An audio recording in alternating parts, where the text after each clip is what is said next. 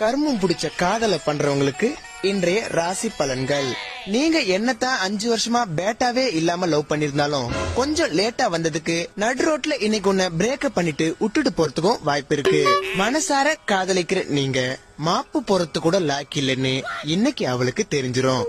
அதனால வீட்டுல மாப்பிள்ள பாத்துட்டாங்கன்னு சொல்லிட்டு கைட்டி விட்டுருவா. அவுட்டிங் போகணும்னு முடிவு பண்ணவங்க கட்டாயம் மாஸ்க் அணிந்து கொண்டு போங்க. கொரோனாக்காக இல்ல, உங்க வீட்டுல பாத்துருவாங்க.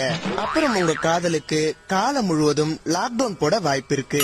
முக்கியமாக பெண்கள் தான் லவ் பண்ற பையனுடைய மொபைல் வாங்கி வாட்ஸ்அப் மெசேஜ், குரோம் ஹிஸ்டரி போன்றவற்றை நோண்டி பாக்காதீங்க.